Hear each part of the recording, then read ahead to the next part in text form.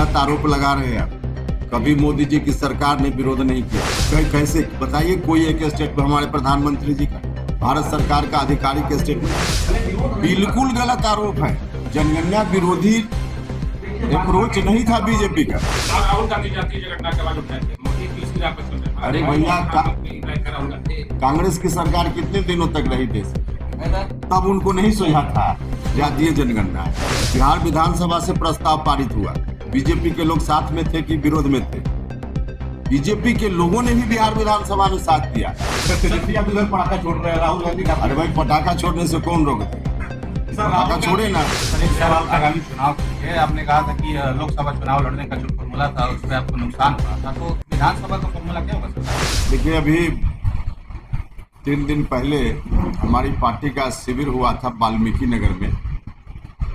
वहाँ कुछ प्रस्ताव पारित किए गए थे। उसमें से एक प्रस्ताव पर केंद्र की सरकार ने मुहर लगा दी है, जातीय जनगणना का सवाल। बहुत पहले से यह मांग उठ रही थी, लेकिन हमारे प्रधानमंत्री जी ने अंतिम रूप से डिसीजन लिया। तो इस बात के लिए हम सभी उनके प्रति शुक्रगुजार हैं, उनके प्रति आभार प्रकट करते हैं। दूसरा विषय एक बहुत ही महत्वपूर्ण है, जो नया विषय है। इस विषय पर भी हमारी पार्टी ने निर्णय लिया और वह विषय है क्षेत्रों के परिसीमन का। क्षेत्र मतलब लोकसभा विधानसभा क्षेत्र के परिसीमन का विषय। बहुत सारे लोगों को जानकारी नहीं होगी कि हमारे संविधान में व्यवस्था है कि प्रत्येक जनगणना के उपरांत, मतलब 10 साल पर जनगणना होती है, तो जनगणना के बाद बढ़ी हुई आबादी के आधार पे क्षेत्रों की संख्या बढ़ती है और फिर उसका विकेंद्रीकरण होता है। संविधान के प्रावधान के अनुकूल 1951 में आज़ादी के आसपास, 61 में, 71 में 3 बार उस समय जो जनगणना हुई, उस समय की आबादी के अनुरूप लोकसभा क्षेत्रों की संख्या बढ़ाई गई, विधानसभा क्षेत्रों की संख्या बढ़ाई गई। न सिर्फ बिहार में बल्कि बाकी राज्यों में।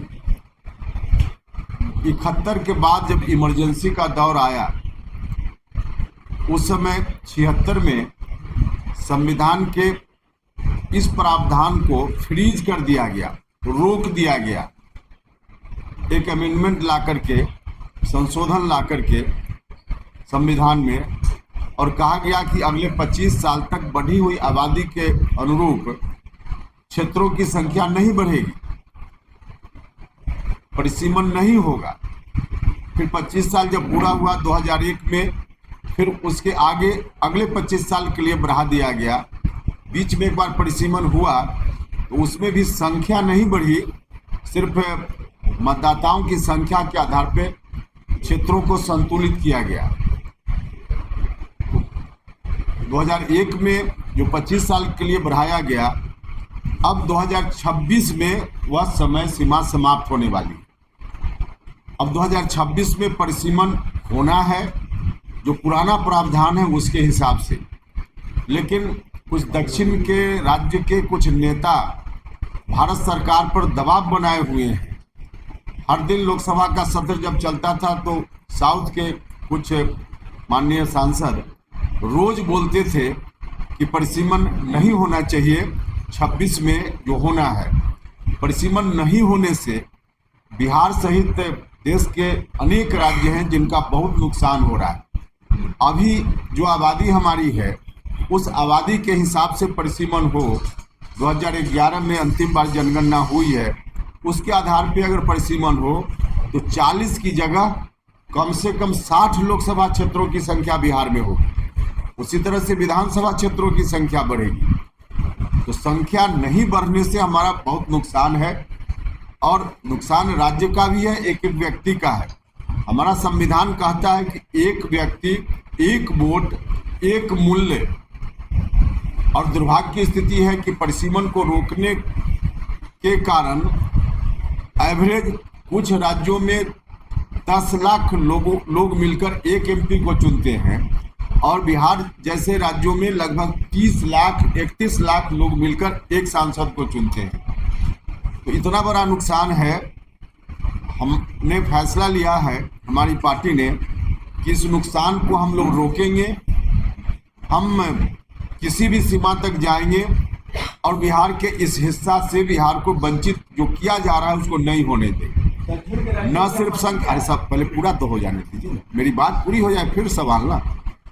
संख्या नहीं बढ़ने से सबको नुकसान है। अनुसूचित जाति, अनुसूचित जनजाति के लोग जिनकी भी संख्या लोकसभा या विधानसभा में आरक्षित है, उनका भी नुकसान है।